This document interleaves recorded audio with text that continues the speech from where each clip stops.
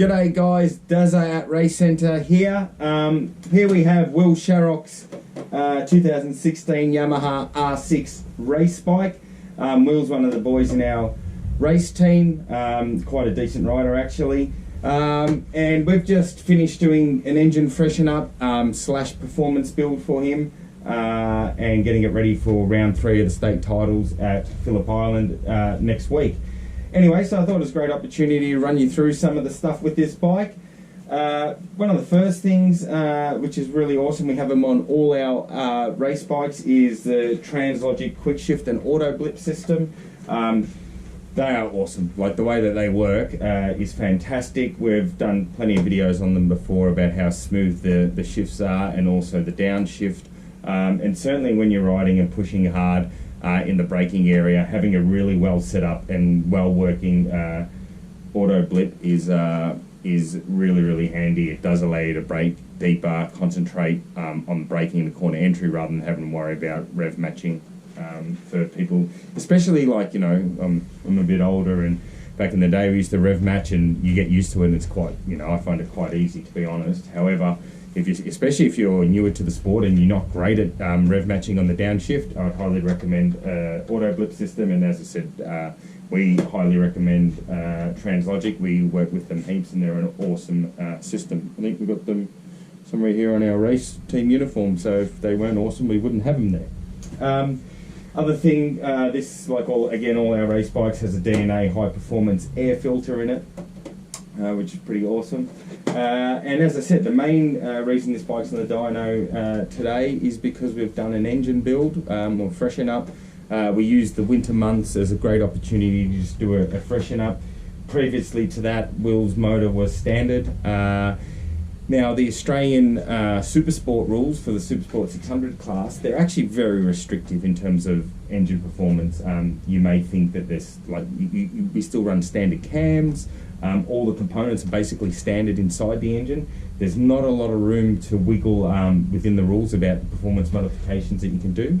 However, there are, being a production engine, getting all the tolerances right, getting all the piston weights right, things like that, the clearances, how they all sit at top dead center and all that type of stuff.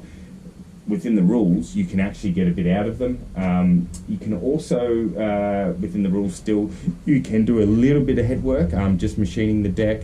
You can also alter the valve timing. And that's a key one, because how a bike's tuned, its valve timing, and then the compression ratio of the motor itself all have a massive impact into the overall power the bike's going to produce. And the motor builds we do for these, while they, on the surface, if you look at every modification that we do, you might think, oh, that's not a lot.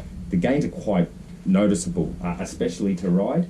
The 100% power run doesn't do it probably justice in terms of what the improvement feels like. And if you look at a 20%, 40%, 60%, 80% dyno run, where we tap into the ECU, so holding the throttle at those percentages is extremely accurate because we're logging it in real time. You can actually see the performance gain at those throttle percentages. So in the real world, when you're rolling through the throttle coming off a corner and you opening the throttle and give it a whack, it passes all those positions, and the way it responds is where a lot of lap time is and a lot of performance. And sometimes the dyno won't show you as much as you're going to gain from getting all those things right. So valve timing is important, and it's quite a bit of a complex art, and that's because of how the bike fuels itself. It's, essentially a complicated pump and rolling through different RPM ranges and different throttle loads. So how it responds, there's a lot of harmonics going on in the airbox. This particular model has variable velocity stacks, so where they lift off is important. Understanding your tune, because there's areas in the tune you might think, oh, that's pretty good, but there's little things you can do, like a little bit of timing here, there, knowing what target AFRs you should be shooting for at what RPM ranges. Anyway, so when you're doing the build, you've got to factor all that in. Sometimes you are not doing a particular mod, like if we talk about valve timing, that isn't necessarily going to give you the most peak power, but we're concentrating on the throttle roll on and corner exit.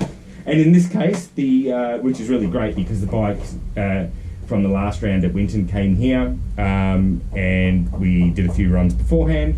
Motor is out, same motor but just rebuilt, same exhaust system, same everything else that's on the bike, and we re-ran it up, and you can see we've actually made a significant amount of power gain, about 6 horsepower, which is quite a lot at the rear wheel for a 600, all within the rules. And the other great thing about it is the way we've built this engine is to be completely safe. We could have gone further with what we've done, got a little bit more compression out of it, and that type of thing. But we've erred on the side. We're erring on the side of caution. We want it to be a safe, reliable motor that doesn't need a heap of maintenance all the time. So not only have we made power gains, drive off the turn, and real world power improvements, it's also usable, safe to ride. The rider can make a bit of a stuff up on the downshift, and if they over rev it a bit, it's not going to damage the motor. So we build those safety margins in as well.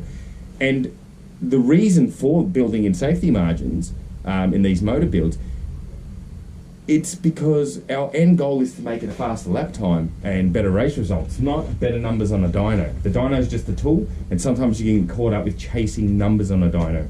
We're all about getting better performance on the track, and if we design a motor that is, has a very high tolerance, that we've always got to have it in the workshop, means Will can't ride it as much, he can't be as aggressive with it, he has to be more gentle with the motor, and that's not going to equal what we want. We want a safe, reliable, robust motor that it can ride, in a way abuse it a bit, and it delivers what he wants. So she's come up awesome, and it sounds bloody sick. The boys in the workshop were loving the soundtrack of using the auto blip on the downshift and the flames popping out the back. So she's pretty awesome, and I can't wait to see it on track. And yeah, check out the soundtrack.